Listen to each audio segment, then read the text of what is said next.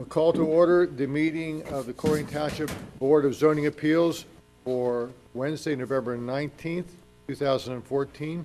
I'd like you all to join me and do the Pledge of Allegiance, please. Pledge allegiance to the flag of the United States of America and to the republic for which it stands, one nation, under God, indivisible, with liberty and justice for all. Thank you. We're going to begin with an explanation of procedures. For those not familiar with the boards, this is how things will proceed. Appeals will be heard first, then other business of the board. You may stay, but are not required to remain after your appeal has been heard. All who will testify or speak will be sworn in as a group or individually at the discretion of the chairman. When you address this board, you must provide your name and address for the record and speak into the microphone, as all of our meetings are recorded. If you do not, your input may not be recorded, and all who testify may be subject to cross-examination by an attorney. All documents, photographs, and other physical evidence presented will be accepted by the board unless withdrawn by the offerer or an objection is made as to the admissibility of those documents, photographs, or other physical evidence. The chairman will rule as to whether those items being offered are accepted or rejected. The zoning administrator or staff members will present a brief summary or statement of each appeal. The appellant will then be given an opportunity to speak and present his or her evidence. Anyone else in favor of the appeal will be given an opportunity to speak, and then anyone opposing the appeal will be given an opportunity to speak and present his or her evidence. Depending on the circumstances, the board may impose reasonable time limits on each side. After the presentation of both sides of each case, the public portion of the input for that case will be closed, and any board member may then ask any questions of anyone who has spoken or made comments on the appeal. After this discussion, a motion and a second will be made by the board to either approve or deny the appeal. The vote tonight is considered a straw vote. Such a vote brings forth a resolution at our next meeting reflecting the board's decision. Adoption of the resolution next month is the final order of the board. We acknowledge that issues sometimes can become heated. However, no disruptive behavior will be tolerated. Anyone acting in disruptive behavior will be asked to leave the meeting. So we'll begin with a roll call, please. Mr. Bartolt? Here. Mr. Price? Here. Mr. Martin? Here. Mr. Roberto? Here. Mr. Reininger? Here. All right, now I will ask everyone who anticipates testifying to stand and raise their right hand to be sworn in. Do you swear or affirm to tell the truth, the whole truth in matters before the Board of Zoning Appeals? Say, I do. I do. Thank you very much. All right, we will begin with the first appeal, which is case number BZA 2014-25, variance for a carport and a side yard. The location is 7292 Swirlwood Lane, Cincinnati. The applicant is Robert and Joanne DeAngelis. And a staff presentation, please.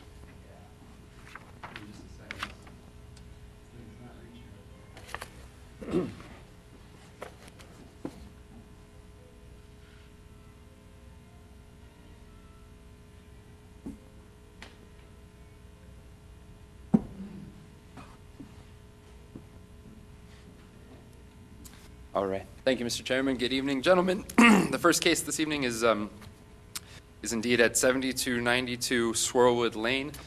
The issue is the applicant proposes to construct an accessory structure in their side yard, approximately 2 to 3 feet from the side yard lot line. Section 10.2.3C of the Colerain Township zoning resolution states that accessory buildings and uses in residential districts shall be located a minimum of 5 feet from all lot lines. This is the site here. We have Swirlwood running north to south. It's at the end of a cul-de-sac. You can see the building is sort of positioned in that typical end of the cul-de-sac position close to the road, and creating very small side yards to either side. You can also see that the the driveway comes in on the south side of the building and doesn't leave very much space to the south of the building. So as I reviewed the application, my findings are that the variance that's being requested tonight is not substantial, 2 to 3 feet into the 5-foot required setback. The property in question would likely yield a reasonable return without the variance because other homes in the R6 district do in fact yield reasonable returns without carports. The owner's predicament could be obviated by other means, namely constructing a smaller carport. However, in this instance, given the unique circumstances of this case, to require the owner to do so, I believe would present practical difficulties to the owner. I don't believe that granting the variance would negatively affect the delivery of government services. The essential character of the neighborhood would not be negatively impacted. To date, the office, our office has not received any opposition from neighboring property owners. The parcel's geometry is pretty typical of a cul-de-sac lots in Colerain Township. Whether the owner knew about the zoning regulations when they purchased the property is unclear, but by taking into consideration the benefit to the applicant, if the variance is granted, and weighing that against the detriment to the health, safety, and welfare of the neighborhood and broader community, I find that substantial justice would be done by granting this variance, and I recommend approval. Thank you. Is the applicant here? Very good. Would you care to come up and address the board, please?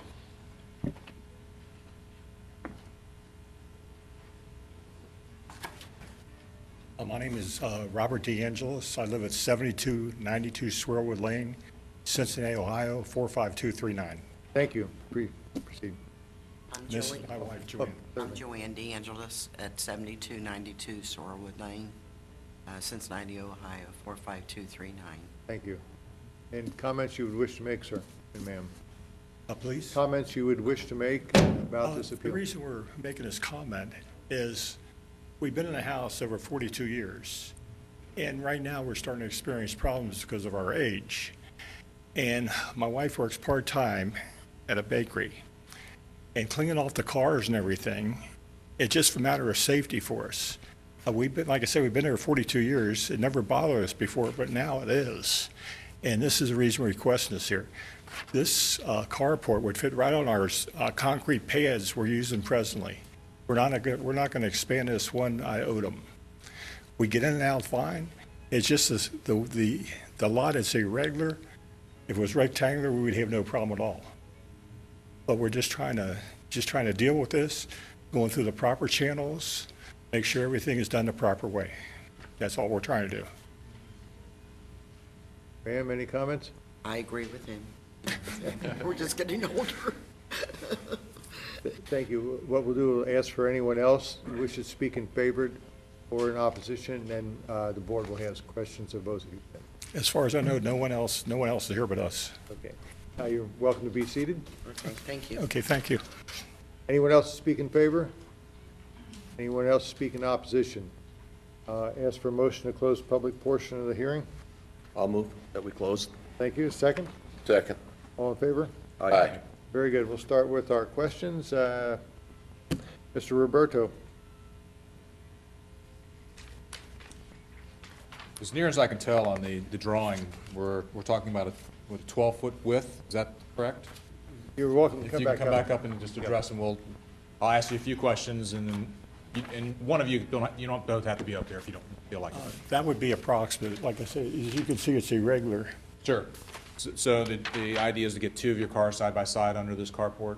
Yeah, the only thing on this here, where this house is situated right here, it should be reverse light, because where our goes in, the smaller side is on the left up there. Where in reality, the smaller side is on the right. Okay. I believe the proposed width of the carport is 20 feet. 20 feet? It's Okay. 20 by 20. Is this also going to be attached to the house, or is it just No, freestanding? No, it's freestanding. Okay. And all steel carports is the facility that's going to be doing this, or is this? Yeah, we're getting the 12 gauge, which is like a 20-year guarantee on it. Okay. And is it going to be matching the rest of the house, or is this, I mean, We're planning on doing that. okay? I have no other question. Thank you. Mr. Martin? Well, you certainly are a sympathetic applicant, I will say that. I'm concerned, though, I don't think this is a garage under the definition of... No, it's a carport. Carport, accessory structure. Yeah, which means it has to be in the rear yard, which means that you're looking for a major variance, not a minor setback variance, No. I think. Let's take a look at section 10.2.1 Yeah, C. yeah, C. yeah. Detached garages may be located in the side yard provided they are set back from the front building line of the principal structure. Right, but this isn't a garage. You're making a distinction between a carport and a garage. Well, I'm not, the zoning ordinance does. On page 89, they define garages, an accessory building primarily intended for and used for the enclosed storage or shelter of private motor vehicles. Will there be sides on the carport? We're planning on putting sides, it's for the protection of cars. You are going to have sides on it. Right. So But the front and back will be open. I mean, do we, I guess that's my question. Do we define a carport as a garage for purposes of this definition? I mean, as I look at it, it's partially enclosed, and I think that's, in this case, I think that fits the description. So I know you're asking whether or not this is a major variance or a minor variance. Right, I mean, I'm not saying yet whether I'm going to vote in favor of the variance, but I just want to make sure from a precedent standpoint that if somebody else comes in and says, you know, they're putting up a carport and they want it to be defined as a garage, that we're not going to have problems here. I think it's an enclosed accessory structure. The part, you're putting up a partially enclosed accessory structure. On the and sides, it will be enclosed. Yeah. The front and back will be open. And this will be sitting back where the house line is there. This will be sitting back as close to that line as possible. It'll be back off the, you know. Maybe I'm not reading the right paragraph, but under it says location of accessory buildings and uses, item C under 10.2.1, it's got exception. Yep. It says detached garages may be located in side yard, provided they are set back from the front building line of the principal structure. Exactly. And So that's, even if it were a garage, it could be there. yes. If it's a garage. Or if it's not, that's the point, if it's not a garage, if it's an accessory structure, it has to be in the rear yard, correct? An accessory structure must be Says unless located in the rear otherwise- yard unless it's, and Unless then it it meets- says, then there are exemptions from that. Right. And then it says detached garages may be located in the side yard. Right. So the question is whether it's a garage or not. And, sure. My interpretation is in this case, it's garage. Mr. Jan, just go Yeah. ahead. The manufacturer is selling this as a carport, not a garage. Okay. So you don't want to say that, I don't think. I think here, I mean, so what is the intention of allowing garages in the side yard? The intention is to allow for people to drive their cars up to the side yard so long as it's past the front line of the front, of the house and park their car there. I mean, Right. that's the intention. And so I think that what he's asking to do fulfills the intention of the zoning resolution. I'm just pointing out that we have to live with what the ordinance says, and the ordinance describes a garage as an enclosed structure. This is not. It's a partially enclosed structure. Right. So you, The emphasis on the word partially. okay, and even if it were a partially enclosed structure, you could still grant a variance for it. Yes, but all I'm saying is that I want to make sure if we're granting the variance, I'm not trying to cause a problem here, Jeff, I'm trying to make sure that we do the proper thing here. If we're granting a variance, I think we need to grant the proper variance, which is a variance to allow a partially enclosed structure in the side yard and not the rear yard. I don't think 10.2.1C1C is the applicable section. I think the applicable section is C1, or C rather, which says that it has to be in the rear yard. My recommendation is to approve the variance, and you can make whatever motion you would like to make. Okay? All right? Mr. Price? No questions. Mr. Barcombe? No question. The only question I have is, it's 2 to 3 feet from the property line, and do you know how far it is from the property line, from the edge of that concrete pad to the property line? The problem we got with this here is our lot is pie-shaped. Okay, so the So property it's line gonna- actually moves away. We're going to be going back as close as we can where the house diagram is there. We're going to get as close to that as we possibly can. We have a fence that's right in line with that. This will be, we're hoping, within about this far of that fence, so we both will be back. It's on the existing concrete pads we have right now that just fit right on there. I don't have any other questions. I'll make a motion. If there's a motion, I'll make a motion that we approve a variance, but not under the suggestion, but under 10.2.1C, allowing the accessory structure, not the garage, the accessory structure to be located as proposed. Thank you. okay, is there a second? I'll second that. Okay. Motion's been made and seconded. Any other discussion on the motion? Okay, an affirmative vote will allow the variance, so we'll do a roll call vote, please. Mr. Price? Aye. Mr. Bartold? Yes. Mr. Martin? Aye. Mr. Roberto? Yes. Mr. Reininger? Aye. Thank you, variance. I'd like to thank you, gentlemen. Thank you. Take it easy. Happy holiday. You too. Okay, the next case is BZA 2014-26. It's a variance to create a parcel with less than 1 acre.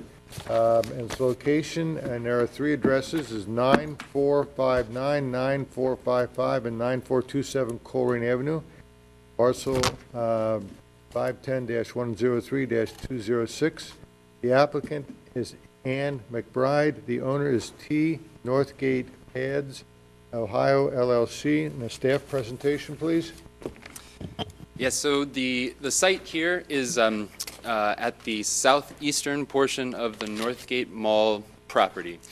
So the Northgate Mall is located, north and west of this site. We have Colerain Avenue running pretty much north to south forming the eastern boundary. Directly across, so let's see here. This right here is Commons Drive, and this is a lighted intersection. This here is Mall Drive, which is another lighted intersection, and this is the parent parcel. So the issue here tonight is the applicant proposes to subdivide just this portion of the site off here, and the applicant proposes to follow the current zoning district boundary for the most part right here. So. We would be taking 1 parcel and going to 2 parcels, and the issue that arises is that the child parcel is only 0.55 acres in lot area in a district that requires 1 acre as its minimum lot size. So, so now, as I was doing my research on this, I got to thinking about what the intent of a minimum lot size requirement is, and as I thought about that, I believe that it's primarily twofold. It's to achieve a certain character in the district by regulating density, and it's also to allow for adequate space for the provision of the required parking and landscaping and the location of utilities in a way that's inconspicuous. It looks nice.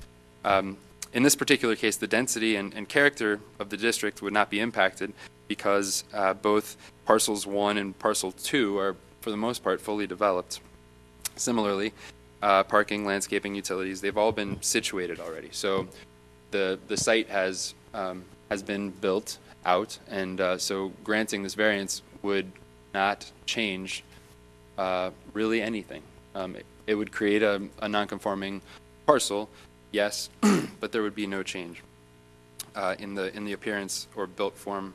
So as I did my findings, yes, in fact, the variance requested would create a parcel that is 55% of the required 1 acre.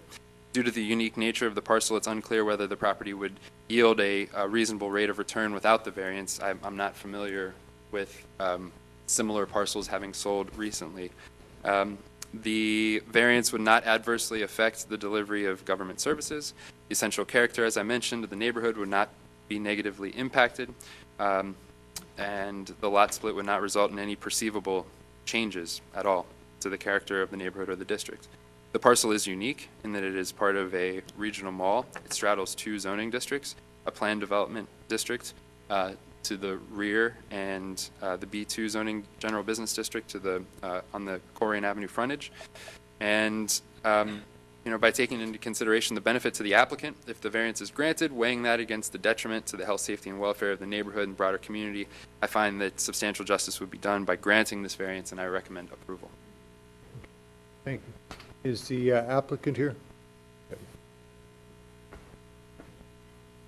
Yes, thank you. For the record, my name's Ann McBride. My address is 5725 Dragon Way, Suite 220, Cincinnati 45227.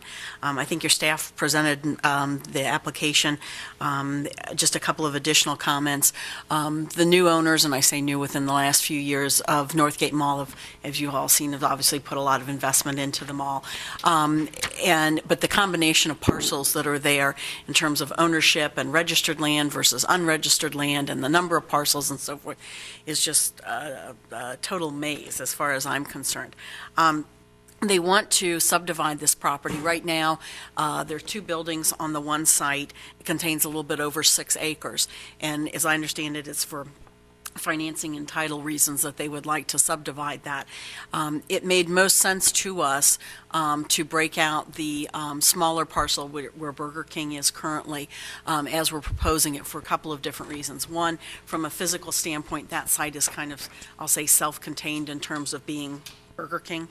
The second thing is it would allow us to create a parcel line then that would follow your zone boundary line. As you can see, that portion of the property is actually zoned B2, and the rear portion, the majority of the mall, is zoned the PDB district. So it would allow us then to follow the zone boundary line there to the west and creating the parcel. And then, as you can also see, it would be an extension basically of the parcel line to the north there. It's consistent with the depth of the parcel lot next door in terms of from Colerain Avenue. There wouldn't be any physical change to the property at all. This is simply for financing and so forth. No physical changes to the property. There are cross-parking and cross-access easements there will be between these parcels as there are the remainder of the mall. So people are allowed to cross-park, they're allowed obviously to cross-access and so forth. So we are requesting the variance. We believe it's the minimum variance that's possible, given, again, trying to follow the zone boundary line, which is the intent of your zoning code per the different sections of the code. We don't believe it's contrary to the intent of the code, certainly. It's not going to have any adverse impact to any of the adjacent property owners, and more is consistent with the property owner, particularly to the north. It is a unique circumstance because there are 2 buildings on this lot. It is certainly a very odd-shaped lot, and so to incorporate adequate frontage out onto Colerain for what is considered the parent track.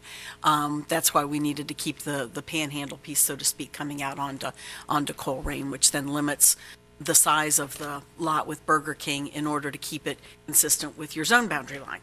So it's kind of like a puzzle, and I'm trying to put the pieces together. So if you had any questions, I would be happy to try to answer those. Is there anyone else to speak in favor? Anyone to speak in opposition? I'll ask for a motion the public portion be closed. Make the motion. I'll second. Motion's been made, seconded. All in favor? Aye. Okay, let's begin with board questions. Mr. Roberto. Are there going to be any additional splits after what's the intent? Is this basically to divest Burger King off of your parcel, and are you going to be create its own separate parcel? That's correct. Are you going to be doing any additional requests in the future for lot splits, or adding any buildings onto the existing 5 acres? Well, let me address the first question is relative to lot splits. I think it would be difficult to split that any further because, again, it becomes a frontage issue. So that, I think, addresses that. In terms of will there be any additional buildings put onto that parcel, I am not aware of any at this time, but I'm their zoning consultant. I'm not the owner of the mall. I mean, obviously, any additional buildings would require the review and approval of your zoning commission and your board of trustees, and we'd have to make sure that there was adequate parking and landscaping and those kinds of things. So not without additional approvals, I guess, would be my answer. I have no further questions. Mr. Martin. So you're not trying to sell this lot, then? This is strictly for what purpose? My understanding is that it's for financing. I don't know that their intent long-term would be to sell it or to hold it. I can't make that representation to the board. Why not make the lot 1 acre and then it would comply? Because if it was 1 acre, then it wouldn't line up with your zone boundary lines. It wouldn't be consistent with the parcel to the north. Yeah, I read 6.4.1, and you're a better person than me if you can understand what that says. Well, I mean- I think there's a couple words missing in that, but, because I read it, and Jeff might want to take a look at that. 6.4.1, I know that I think you mentioned that, and they mentioned it. I've read it 5 times, and there must be a word missing in there somewhere. I understand, I think I understand the intent of it. I don't necessarily think that it says what it's supposed to say, but I think there's a typo in there. But anyway, again, I'm just concerned about the precedent here, because we went through this a couple of months ago, maybe a year ago now, I guess, with another parcel on Colerain, where they actually came in and asked us to split the property into 2. And I was against that, because I think there's a purpose behind the 1 acre zoning. That map doesn't show it, but I think the new McDonald's is further up there, right? Correct. And that did comply with the 1 acre? That was an outlot, and I don't recall the I think this- that they this did. is I Taco did those Bell. outlots, and I believe That was an acre. that they Okay. did. Again, that was new development. So this is an existing condition, and it's going to stay there. I guess if they did sell it off, I don't quite know Well, what the, right now, they wouldn't be, they'd have to sell the whole parcel, is what I'm saying. So it correct. seems to me that even if there aren't any immediate plans to sell, that's really what's going to happen. I mean, I'm not asking you to say that one way or another, because you don't know, but What would the negative impact be of a sale of that parcel? the negative impact would again be the precedent setting of 1/2 acre zoning. I mean, there's a reason, presumably, that they have 1 acre zoning on Colerain Avenue. This again underlines our, apparently, our apparent feeling as a board, if we approve this, that 1 acre zoning isn't really a big deal with us. I believe that the purpose of the 1 acre minimum Well- lot size is to create a certain density and character, Right. and particularly when you're creating new lots, right? Right. And it's also to make sure that you can get the parking, like we saw with Chick-fil-A, the parking, the utilities, that was zoning commission, I'm sorry. Parking, utilities, landscaping, we want to make sure that all that is possible to get into this new site. But in this case, there's zero detriment because it's completely built out. And so there would be no change in density, there'd be no change in character, Well, it's and built all out of now, the, but- everything is there that's needed. It's built out now, but we know what happens, Jeff. I mean, we know that building, although they're renovating the Burger King as we speak, we know that, in 10 years, 15 years from now, they may decide to move again, and that building will be left there vacant, just like the old KFC is going to be left vacant. And then you're going to wind up with a 1/2 acre parcel on Colerain Avenue. So, I mean, you can't just look at what's now. The whole purpose of zoning is to look at what's going to happen in the future. And that's what I'm getting at. Right now, they can't sell that parcel off unless we split it off, because it wouldn't comply with the zoning ordinance. It wouldn't comply with the required acreage.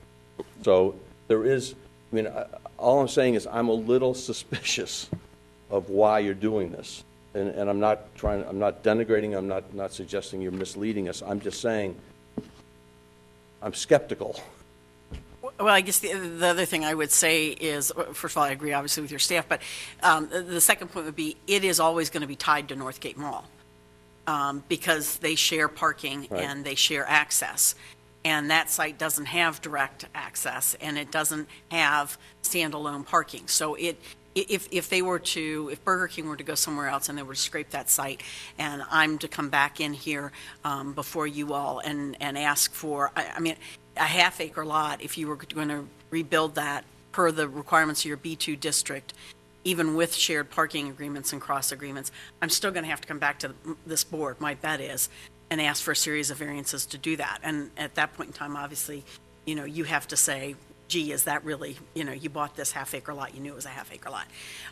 So again, I don't want to make any representations that they are going to hold it, that they're going to transfer it to another of their entities, which, would have the same effect. I don't know that, but I don't know that it really has any impact, either short-term or long-term, because this is tied to Northgate. by shared parking and shared cross-access agreements. And will that continue? Yes, they'll run with the land. Well, I got a quick, go ahead. I got a question for staff. I mean, why isn't this part of the PDB? Why is it? Good question. I don't know the history. You know, the parcels that the mall sits on, it sits on a number of parcels, some of which are owned by the Tabani group that owns the mall. You know, the movie theater owns its own parcel. Sears owns its own parcel. This parcel is owned by a subsidiary of a Tabani group. So, I mean, there's this constellation of owners that makes up the mall. And why this little slice got zoned PD, or, you know, not B2 rather than PDB, I don't know the history there. And Don't know. is that something that we, future, would look at to maybe realign this as we make realignments to include these type of changes? The thing about this lot is that if it were to stand alone, it makes, I think, the most sense to be in the B2 because there's nothing particularly special. I mean, no offense to Burger King, but there's nothing particularly special about this site that would warrant. That's why we have planned development districts. Right. Is we want to allow for a certain amount of flexibility to accommodate something really special. And you know, in this case, it's just you know, it's a fast. Would it be called fast casual now? What do they call these types of uses?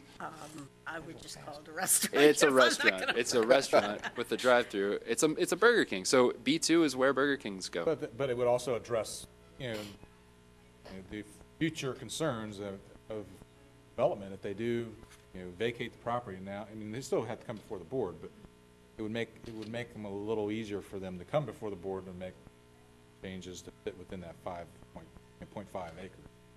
But I just Yeah. wondering why it got excluded. That's all I know. Yeah, that's a good point. I wish I had a good I think answer for you. Ron, I think we're sort of on the same wavelength there. I mean, yes, that would have to come back, but I think the board at that point would be hard pressed to turn them down.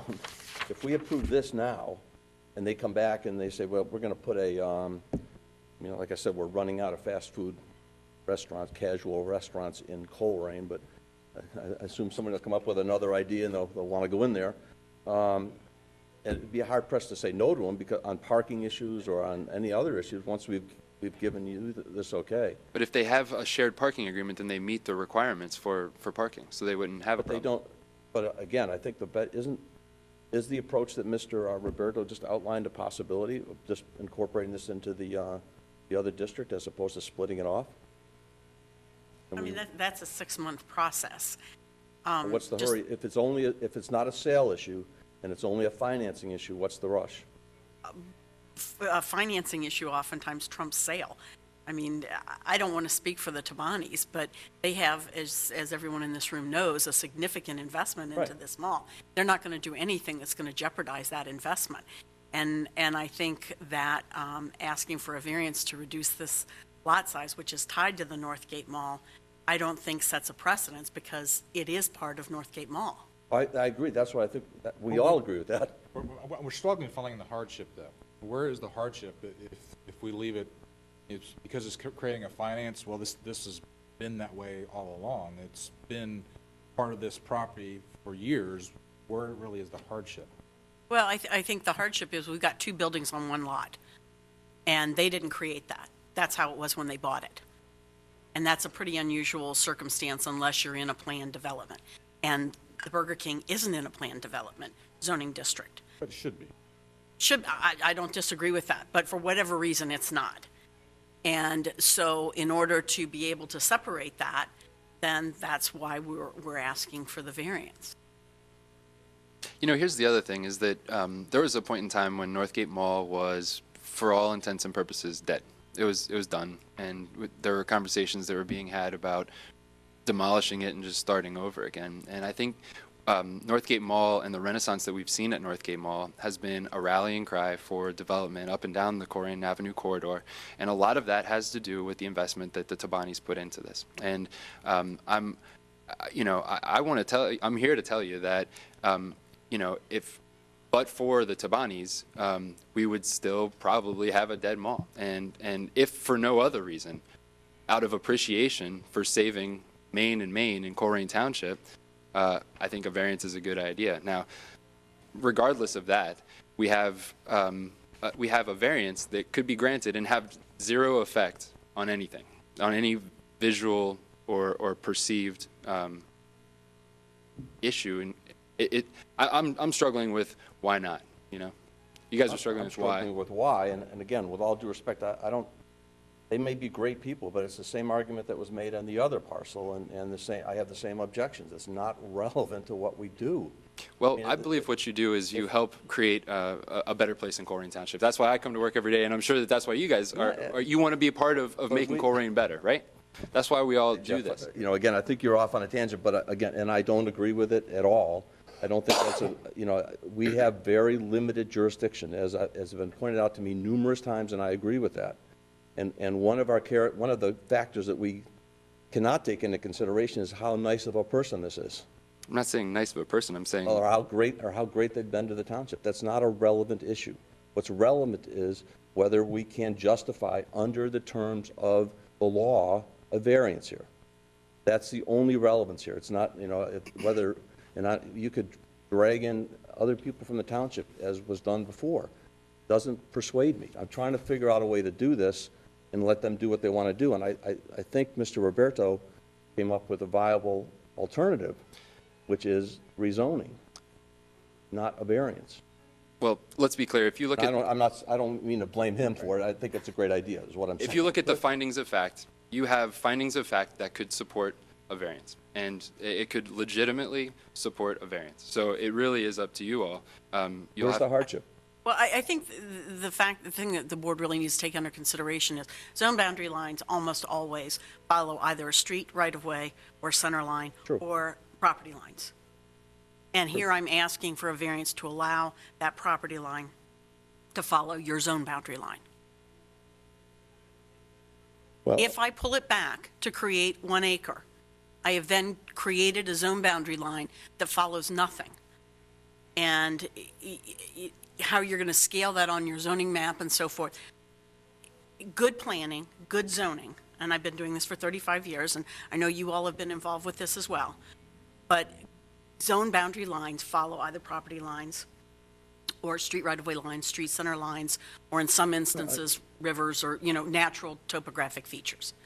And that's what I'm asking to do here tonight. I'm asking for a variance to allow me to have the property lines follow your zone boundary lines. I didn't create the zone boundary line, you all did. well, not us, but yes, you're right. Well, the township did. Right. No, I don't want to belabor the point. Again, everything you said is true.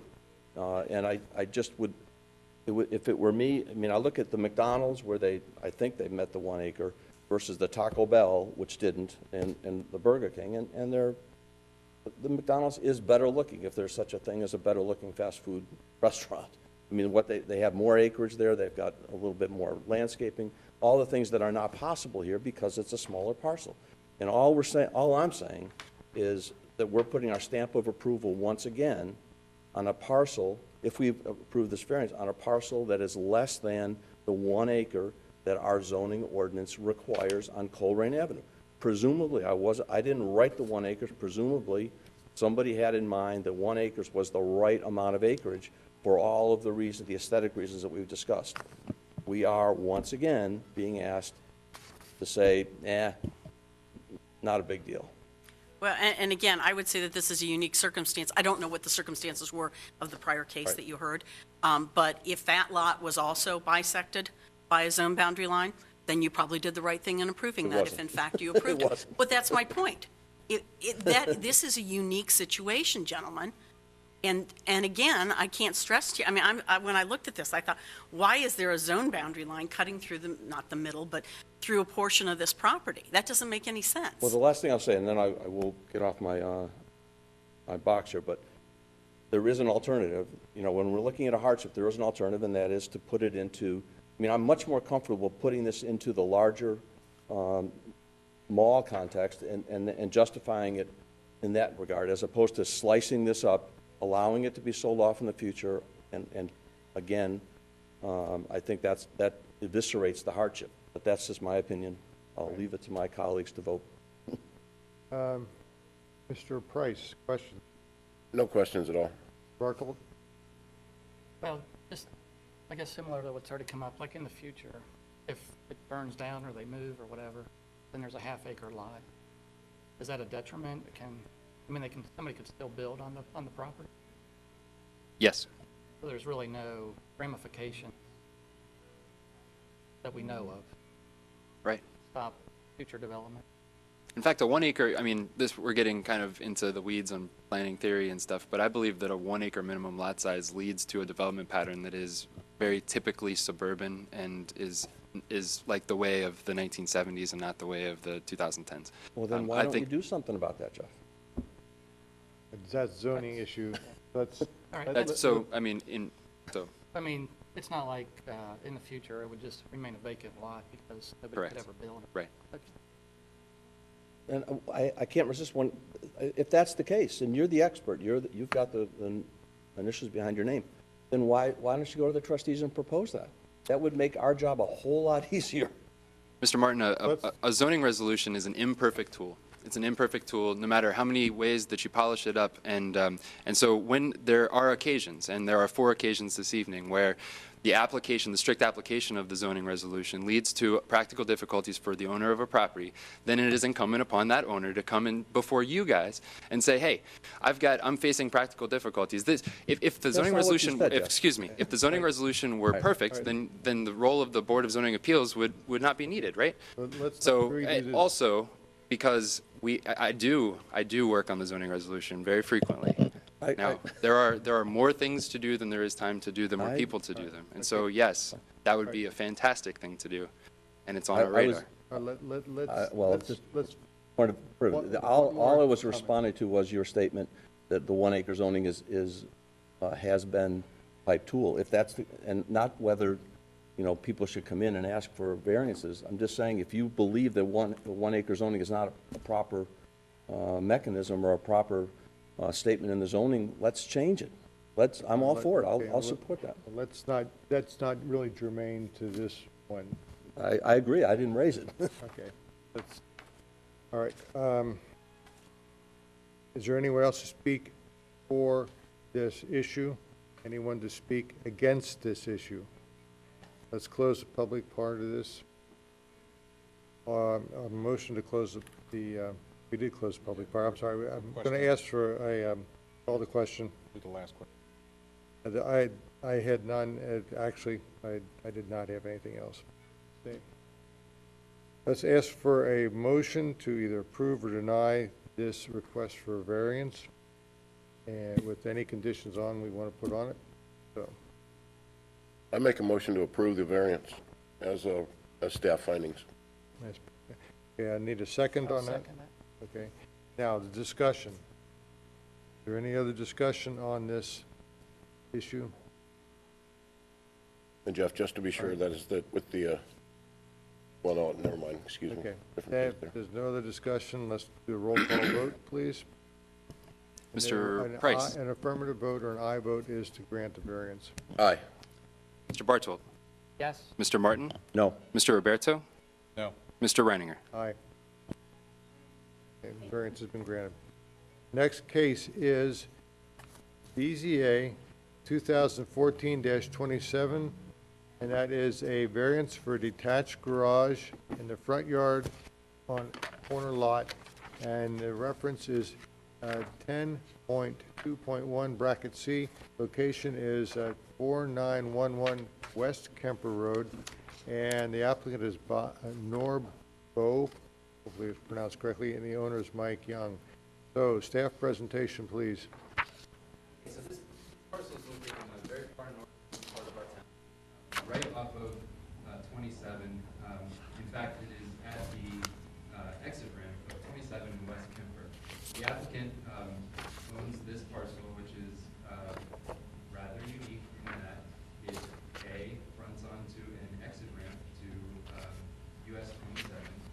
B, it has frontage on Kemper on both the west and the north, right? So West Kemper sort of bends around it. You'd be hard pressed to find another lot like this one in Colerain Township. The applicant proposes to construct a detached garage and accessory structure in what would be, because this parcel is the way it is, a front yard. So this is a corner lot, and it's actually a really unique corner lot because it has frontage on 3 sides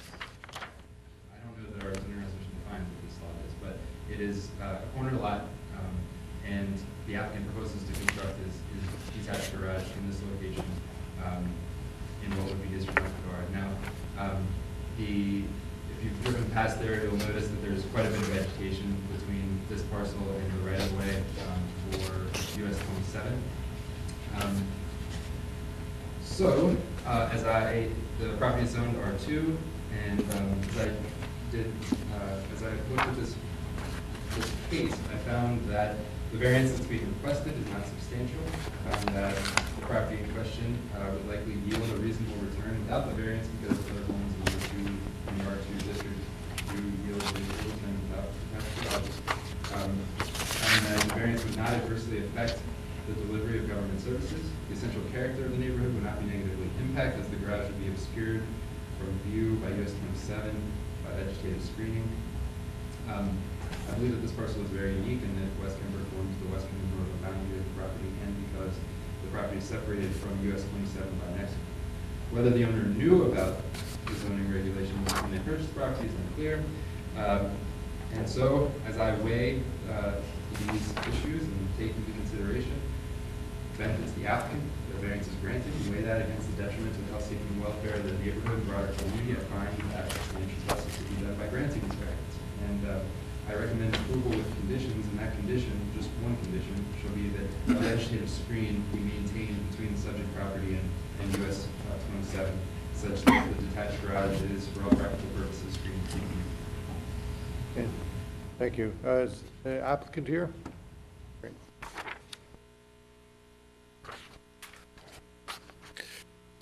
My name's Norb Bowe, 6573 Daleview Road. Made this application. The property in question does not have a garage, needs a garage. The property needs a garage.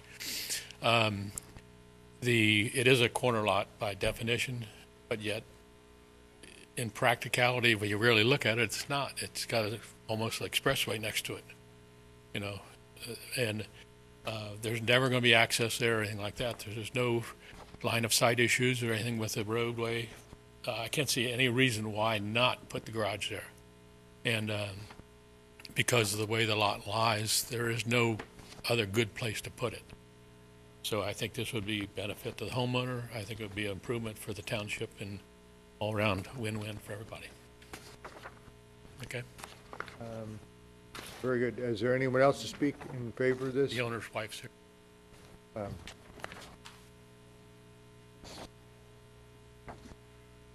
Hi, I'm Jenny Young. I live at 4911 West Kemper, and we purchased this house.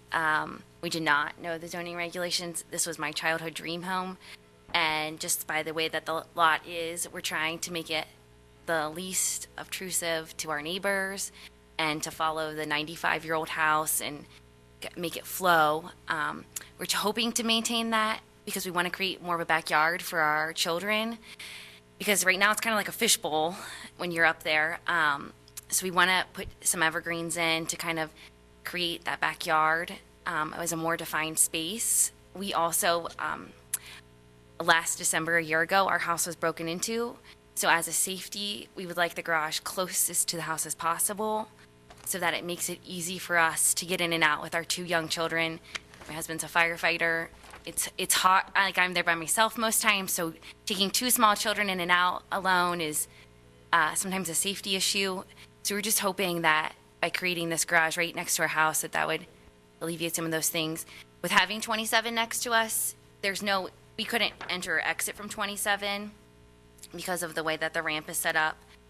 And then you can only enter from 27, you couldn't exit back out to 27 that way. So it's pretty much unusable. That's all. Thank you. Okay, thanks. Thank you. Anyone else speak? Anyone speak in opposition?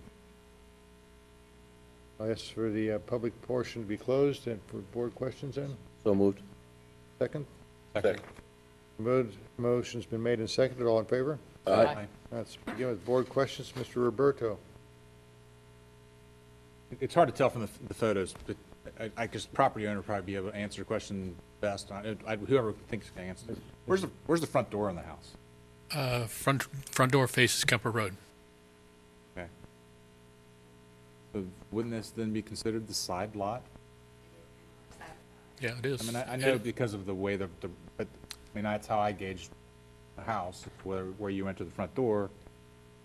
Therefore, that the garage would be considered in really their side backyard. Yeah, right, and that's, common sense would suggest that our zoning resolution calls any yard that faces public right-of-way a front yard. So this one has 2 front yards. Okay. I have no further questions. Mr. Martin? Yeah, sort of along, I was looking at 12.1.5, and I was hoping to come to the same conclusion I think Mr. Roberto was trying to come to, that maybe they didn't need a variance, but I did have a question. Can I borrow that? This photo. This, I see your, this is, I'm holding up this photo, and maybe you can. And the pictures on your screen. What, Yeah. what is this? This is the, That used to be. that's not Oh, that's our parking, we call it Okay. our parking lot. It's just an ugly concrete pad that when when Nora builds the garage, Right. it's going to be removed and created into a green space. Because by looking at 12.1.5, if you put the Go back to the microphone, too. garage right here, then you don't have a problem, right? Jeff? Still in the front yard. Not according to this. Yeah, it is. Because they're treating that public access as a. Which, oh, you mean this here? Yeah. This? No, that's, Yeah, the Right. entrance ramp to Right. 27. Yeah, I understand.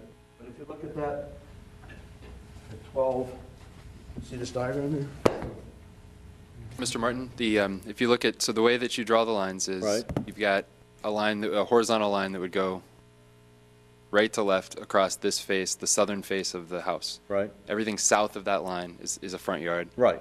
Okay, and then you take another line, you go north to south across the west face of the house. Everything west of that is a front yard. So this is a front yard. Right. But what I'm saying is if they line it up like this diagram at 12.1.5, basically where that pad is now, I don't think they need a variance. Here's the pad right here. the pad Which is. part of their front It's the in pad is- front of the house. According to the public right of way. Garage right at the end of the pad, so that's what I'm saying. They put the garage right at the end of the pad, is that where you're putting it? You're putting it on Up the- further towards the house. We're trying to create a backyard, more of a backyard. So you're saying like putting it in the rear of the house. Right. I mean, if you Then put it you're- right, basically at the end of the pad out, then you don't need a variance and you don't need a veer. You still have to put it a long distance off of that property line. Yeah, it has Because to that be whole next- property line would across have to there be is front yard. what- And if I get it over there far enough, then I'm getting into the septic tank. There's a septic tank back here also on the I other side don't of have that. it, I mean, I think there's justification for it. I'm just trying to figure out a way we don't need anything at all. Yeah, I understand. All right, that's fine. Mr. Price? The only question I have is, the drawings actually don't show, they show the height of the building portion, but none of them show what's the overall height, including roof. Height of the whole structure? Yeah. It's a 9-foot ceiling and then the trusses on top of that, so it'd be 13 feet. And is that gonna, like, in one of the pictures that you supplied, from 27 there, you can see a little bit of the house? Yeah. Is this also gonna be visible from there? Talking about this photo? Very little. You might see the tip of the roof. Okay, but not quite as high as this? And it kind of, and then it kind of depends on how they cut the brush, like, we're not in control of that, so Yeah. when the ODOT or whoever is in charge of that comes and cleans it, sometimes it's cut back farther, sometimes it's, like, it out, and sometimes it's not, but on our side of it, we're planning to put some hedges and bushes that, to kind of shield that. Okay. That's the only question I had, thank you. Barcode? So the condition for the vegetative screen is in case the ODOT vegetation goes away. Correct. Other than just saying vegetative screen, do you have to give a type of plant or a height or evergreen or? Typically, when you're forming a vegetative screen, it's one evergreen every 10 feet offset. So so you have sort of a staggered every 10 feet. So they realize that. Right? One every 10 feet. Yes. Any kind of bush, any kind of evergreen bush we want. Often, well, you would work with like a landscape architect, or Nora probably, I mean, arborvitae is something that I see frequently used, spruces. They have to submit that. Yeah, that'll be part of the site plan, will be like just a vegetative screen will be shown on the site plan before you get a zoning. In addition to the one that's already there? Yes, on your property. On your property? Yep, Okay. okay. And that's just my recommendation. No other question. Just for clarification, there is like a cyclone fence that defines your yard from that, Woven wire access fence, road. yeah. We're talking about vegetative cover. It's on your side of that fence, not ODOT's side, correct? The, what The vegetative cover, is you on the, specifying it's right on now, your it's on side, the okay. state side, And you're the saying road we side. have it on our side. on your side. Based Now, upon the recommendation. based on recommendations. How much of that, is there any planted vegetative cover on your side now, or is that all just open? Your side of that fence? I think it's all open right now. It's open, And okay. we removed the trees that were already dead Yeah. to build the garage or prepare to build that. But Okay. we're totally planning to put trees there to, because it is like a fishbowl. I mean, we want to create privacy for our family. Sure, okay. I understand you don't create or control the honeysuckle, which is probably between the cyclone fence and the access road, so just your side, because Yeah. that'll grow real nice everywhere. Yeah, yeah. Very good. And it'll also grow to a nice height. But I have no other questions. I would ask for a motion to approve or deny this variance. An affirmative vote would be to approve. I'll move we approve it. Motion's been made. Is there a second? I second. Thank you. Discussion? Is it with conditions? Yes. Yes, yeah, With- as, with I should conditions, say, with yes, the with vegetative the cover is the conditions as condition. recommended. Okay, All right. very good.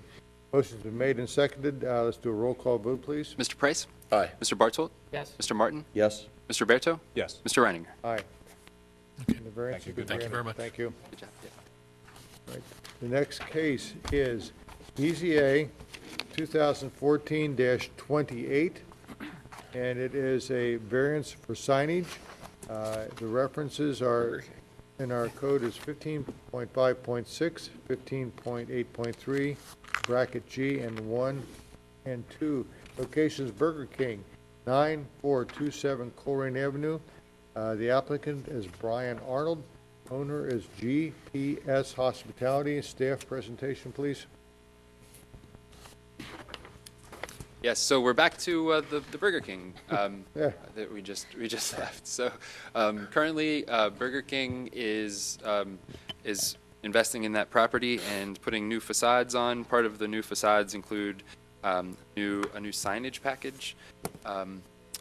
The issue here is twofold. Section 15.5.6 of the resolution states that wall signs shall not extend more than 12 inches as measured from the face of the building, and the applicant proposes these letters that sit on top of a sort of a cantilevered awning, as depicted in your in the drawings in your packet, and so those do in fact sit 12 inches from the face of the building. Now, okay, so that's one issue. Second issue is 15.5.8G says that wall signs may be permitted at a ratio of 1 square foot per linear foot of building frontage. Now, building frontage is the operative term here. It's a term defined in the resolution as the length of an enclosed building facing a public or private street.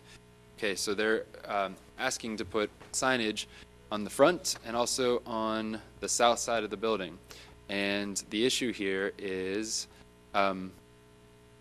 this is not a public street or a private street. It's an access drive. Now, interestingly, though, this access drive is it terminates at a lighted intersection. Across the street is, Commons Road, so you move directly across in a 180 degrees. You're going into this access drive. As I look at this, I believe that the signage that's proposed is tasteful. I think that you could make a case that the access drive is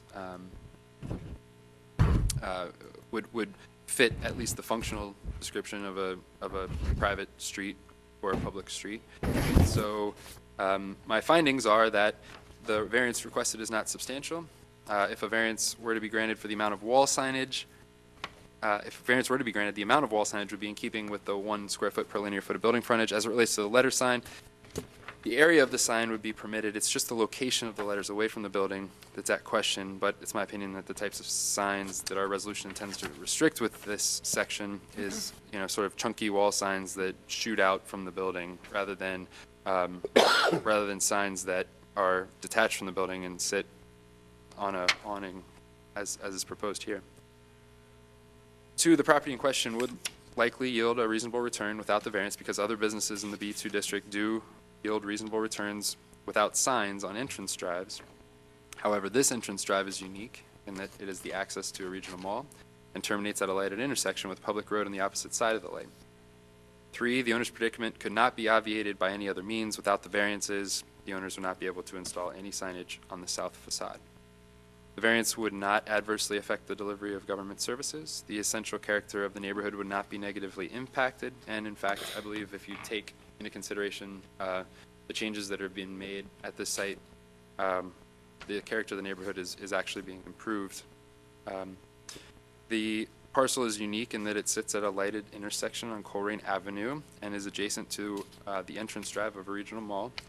It's unclear whether the owner knew about the zoning regulations when they purchased the property, but as I weigh these issues and I take into consideration the benefit to the applicant if the variance was granted, and I weigh that against the detriment to the health, safety, and welfare of the neighborhood and broader community, I find that substantial justice would be done by granting this variance, and I recommend approval. Thank you. Is the applicant here? Good. My name is Ted Brennan. I represent GPS Hospitality. My address is 535 Brickleberry Lane, Roswell, Georgia, 30075. Thank you. We're here for for additional signs on the side of the building, which is actually the main entrance into the restaurant itself. It's the main entrance to it. I think one of the things that was raised is the sign that says Home of the Whopper. Actually, it is part of the awning. You put the awning on, it sits at the very edge. It's probably at the very most 18 to 24 inches off of the building, setting on and awning permanently. And it is part of our image. We're presenting a new image in the area and would need the signage to affect that. That's all I have. Anyone else speak in favor of this? Anyone in opposition? Close the public portion of the hearing. Motion for that? Motion to close public. I'll second. All in favor? Aye. Okay, you might as well stay put. Questions from the board? Okay. Mr. Roberto? This will be for staff. Jeff, this is kind of a repeat where we were in a business district and we had another restaurant that had some side signage, and we're calling it front, but in my viewpoint, it is the side of the building, and we're really not addressing it in our zoning laws for side signage on a business district. So I would ask that be something that we look to in our code to address that, so that we don't have to come here for that piece of that appeal, which I feel more comfortable because I know we've denied in the past for side signage, and I can very easily go along that same route here of it being on the side of the building. I personally like the changes that are being made, and I think they look great. I really haven't, other than the side of the building, I have no other with it. Mr. Martin? My issue is the same as Mr. Roberto. We had the discussion about Burger King before. This is a much more minor issue, in my opinion, so I don't see any problem with it. Mr. Price? I don't have any problem as well, but I would actually say that I don't know that I would consider that to be the side.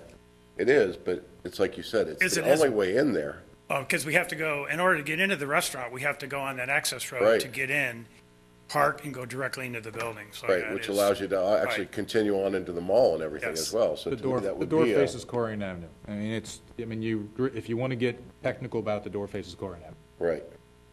May have something to do with the size of the lot. Yeah, I'm not, it's a Can't silly, resist. it's a silly training on a gnat. Yeah, Oh, and by the way, we agree, don't plan yeah. on getting rid of that either. We don't plan on leaving there. We invested too All much. right, now, are you a they didn't answer the question before, are you a restaurant, casual dining, what is? I think we're labeled fast food. Thank you for your honesty. I think that's what it's labeled, yes. No other questions for me. Bartold? No question. I have only a comment because it is in definition of access road versus primary street. Because I have not read the regulations that tightly, do we even define what an access road is? And would that be useful in the future? Yeah, I don't know that there is a definition for access road. I was trying to find No. out what it was and was not when You know, we first started this. there's an alley, which shall mean public or private way, which affords only secondary means of access to a abutting property. That's not really an alley. No, there's no access road definition. There might be something to think Add about that in the as well. future. Sure. Yeah. Okay. Other than that, I have no questions for the applicant. So we'll ask for a motion to approve or deny the variance. An affirmative vote would approve the variance. I will make a motion to approve the variance. I'll second it. Discussion? All right, let's do a roll call vote, please. Mr. Price? Aye. Mr. Bartold? Yes. Mr. Martin? Aye. Mr. Roberto? Yes. Mr. Reininger? Aye.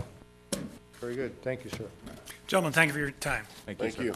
Okay, the next item is a resolution for adoption, and it is case number BZA 2014-24, appealing denial of a zoning certificate for an alternative financial service provider.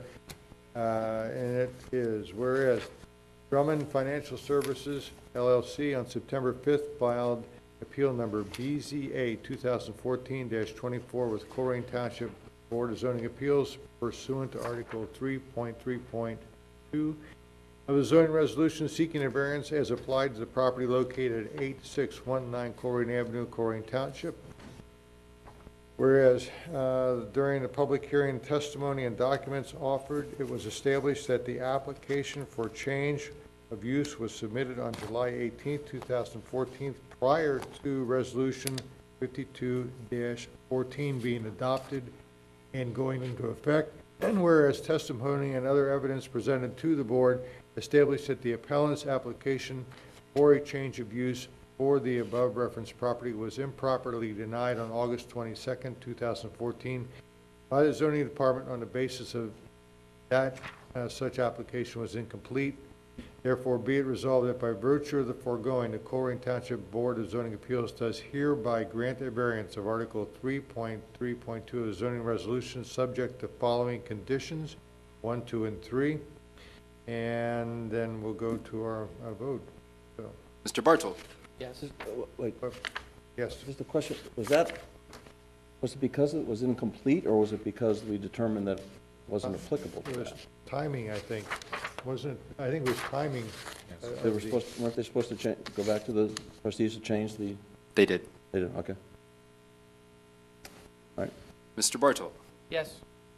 Mr. Martin? yes. Mr. Price? Yes. Mr. Reininger? I'm trying to remember my vote. I think I voted nay. No. Mr. Roberto? Yes.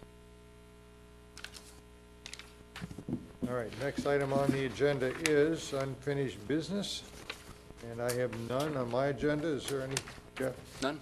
Okay, I have approval of minutes of October 22nd, 2014.